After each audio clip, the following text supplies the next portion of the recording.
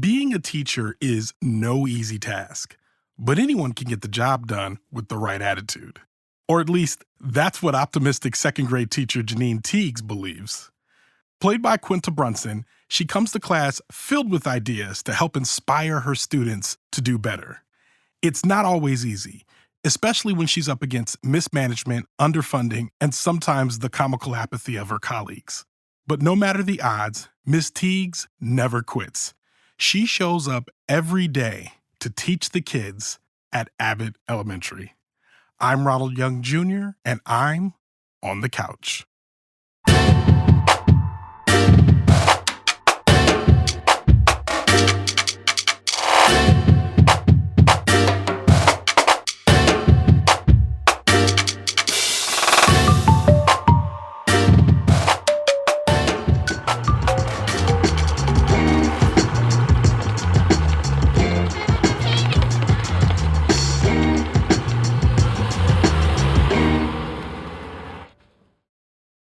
All right, this is Ronald, and I am on the couch after watching Abbott Elementary. Abbott Elementary, created by Quinta Brunson, starring Quinta Brunson, Tyler James Williams, Janelle James, Lisa Ann Walter, Chris Perfetti, Sheryl Lee Ralph, and William Stanford Davis. And for a complete cast listing, as always, you can go to the link in my show notes. All right, so Abbott Elementary is a sitcom that airs on ABC and is distributed on Hulu the next day. And it is a mockumentary about an elementary school in Philadelphia where Quinta Brunson plays Janine Teagues. She is, I think she's a third or fourth year teacher. She's early in her teaching career, and it kind of details the interaction she has working as a teacher in this elementary school with her coworkers and with the kids and, you know, kind of with the city of Philadelphia as a whole.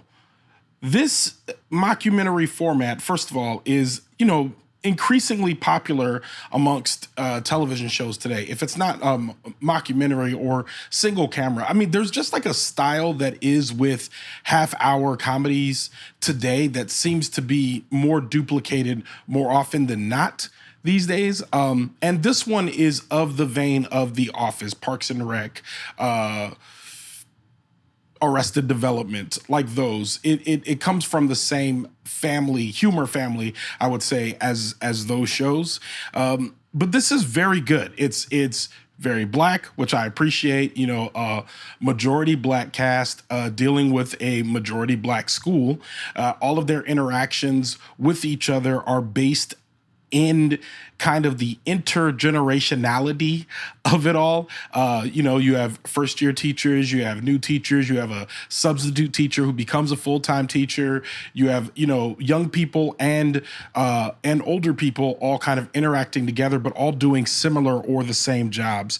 And it's kind of a lot of the jokes and the humor come out of that because they all have distinct personalities and ideas about how the job should be done.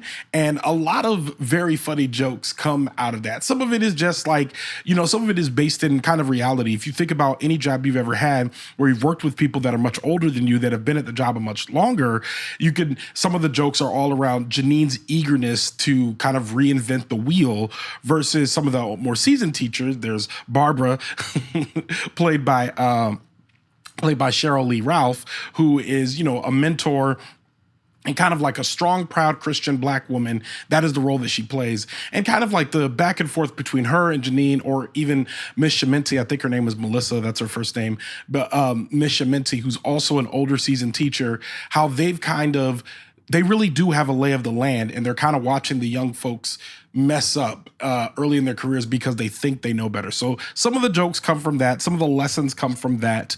And some of it's just like wild out zany humor. Of course, we have the principal, Ava Coleman, played by Janelle James, in the show, who brings a lot of the zany sense of humor, as well as the janitor, Mr. Johnson. They bring this element of humor that is kind of just off the wall, and they are kind of the main sources of that. That and the kids, of course. The kids are always kind of random, and they have like a rotating cast of elementary school students that are kind of on and off the camera and there to provide a lot of comic relief.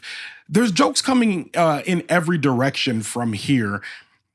And because of that, I think it lends itself to more of a Parks and Rec than The Office. The Office felt a lot more static because oftentimes we were dealing with all of these coworkers dealing with each other and their boss. The most. And in a lot of ways, Michael Scott and Ava Coleman are very similar. They're very similar. As a matter of fact, there is stuff that Ava Coleman has done that is almost on par with what Michael Scott has done, but it also gives me pause because I'm like, wow, this is completely different antics coming out of a black woman versus coming out of a white man. And I mean, as someone who's watched a lot of The Office, there's some problematic things that Michael Scott does. And I'm sitting here watching Ava Coleman. I'm like, oh, it's kind of problematic what you're doing here, but it feels completely different. One, because it's a woman doing it, and two, because it's a black woman doing it. And it hits different. You know what I mean? Like, it's definitely not coming from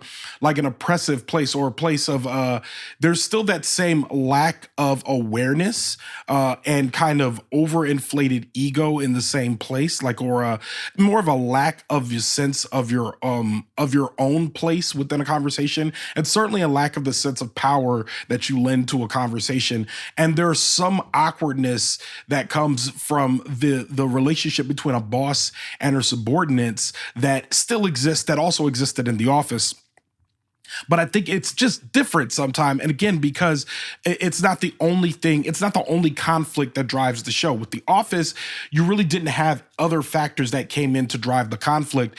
And with not often. And on Abbott Elementary, there's plenty of other factors that drive the conflict of this show. They do a very good job of confronting the problems in education today. Underfunding, rise of charter schools, educational standards. All of those are major plot points at some point, especially along the course of season two. Season two being the most recent season that just ended, but a lot of the plot is driven, the main plot is driven by what's going on there. How are we going to fund our classrooms? We have to buy our own school supplies. What's going to happen with our educational standards? We have to teach to a certain standard. How are we going to keep up with it? What's our plan for keeping up with it? All of that. Those are like major plot points to drive like the main plot. That being said, I do wonder how far this can go in terms of season over season. A show like The Office had 9 seasons, or is either 8 or 9 seasons, 7 of them with Michael Scott. Yeah, it had 9 seasons, 7 of them with Michael Scott, 2 without. Michael Scott was driving much of the plot there. This show is definitely more of an ensemble. Everyone is carrying their weight in the cast. And I'm thinking if this show went for 9 seasons, I would be surprised as to what they would be talking about in season 9, what they'd be tackling. And I'm saying that knowing that The Office overstayed its welcome probably by about 3 or 4 seasons, if we're being honest. I think it probably could have ended in season 6 or 7. It certainly could have ended when Michael Scott left, but I think there's probably a world in it probably could have ended in season 6. I'm saying this having recently watched through season 6 of the extended episodes on Peacock. And the only reason why I'm bringing that up is to say, if that show, which is kind of like the originator of this format, can run out of things to talk about, then certainly, one of the derivative shows can run out of things to talk about.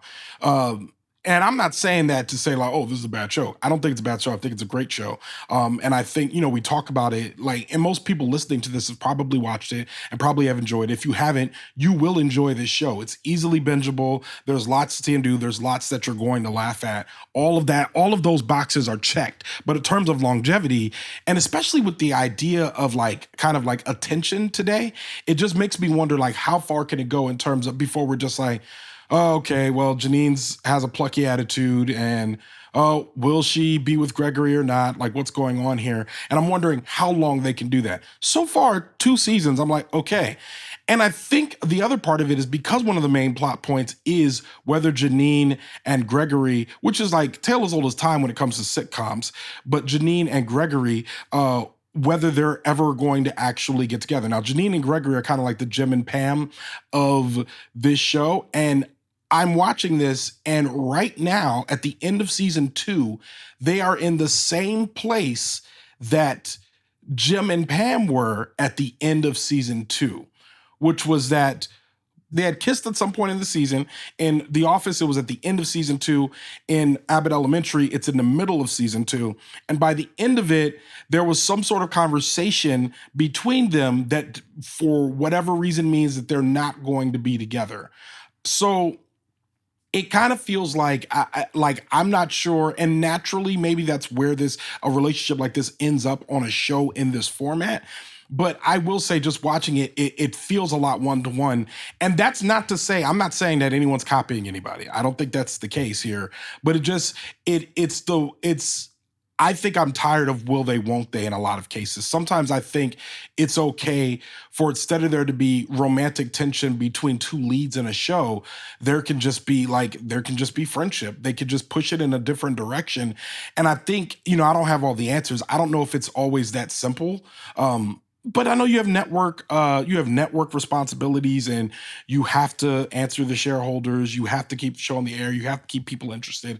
I understand all those things. So I know it's not always as easy as I'm maybe making it seem, but I know that watching a show like this, the will they, won't they of it all is sometimes a little bit distracting. And I feel like it then sets up characters, like in this case, both Janine and Gregory had partners, and they broke up with those partners who I thought were fine people, but they broke up with them and made them flawed in ways that only made Janine and Gregory good for each other, which I think enforces this idea of like soulmate slash perfect match culture that we have in here that kind of leaves a lot of people feeling lonely. Like, oh, there's no match for me out there. Oh, there's no soulmate out there for me. And when the truth is, like, people are just trying their hardest to make it work. And I don't often feel like I see like a ton of examples of that being successful on television and movies, but rather the idea of two people being perfectly suited for each other. That's why they're together, which I feel like again, it just enforces something different. Yeah, I don't mean to wax too long. That being said, it's a good show. It's a very good show. I think it has a big heart. I think they do a lot of very in-depth emotional things, for lack of a better term. They explore a lot of emotion in the show, and I think in sometimes they set it up in a way that's kind of obvious that there's going to be an emotional beat coming later in the show. And I don't always know how I feel about that. I feel like sometimes if you're just going to be emotional, go ahead and be emotional.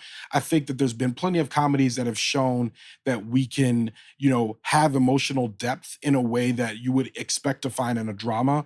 And I think that there's plenty of comedies that do that well. Abbott Elementary is another show that has been doing that well, especially in season 2. They've had some long stretches of moments where they're having serious conversations, and I feel like it's really working for them. I think the only thing I would change is, with a network show, you have to deal with certain timing of the script to fit 22 minutes almost perfectly because you have commercials. If this show were streaming, I imagine that some of these beats would be hit completely differently. And I would love to see that. As a matter of fact, what I'm saying is I would love for Hulu to own this show completely and this not even to be on network television.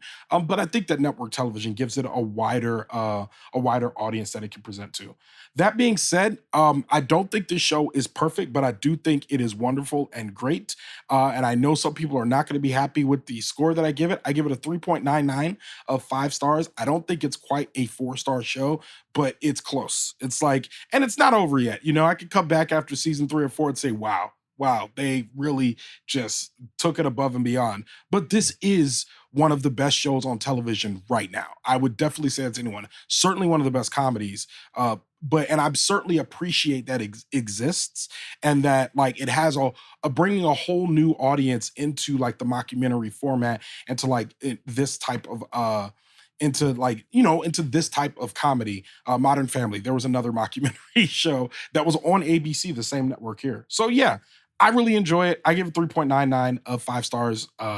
Enjoyable, great show. You should check it out if you haven't already. And with that, Leaving the Theater is a production of Oh It's Big Ron Studios. Thomas Tyra of Bias Studios mixes the show. Thank you, Tom. Show art from Heather Wilder. Theme music by the mysterious Breakmaster Cylinder. For more information about Abbott Elementary, check out our show notes. You can follow me on Twitter, Instagram, and TikTok at OItsBigRon. That's at OHITSBIGRON. You can find out more about this show and other Oh It's Big Ron Studio shows by following us on Instagram at Oh It's Big Ron Studios and on Twitter at Oh It's Big Ron Stew. That's STEW. Leaving the Theater will be back soon, but until then, I'll be here on the couch.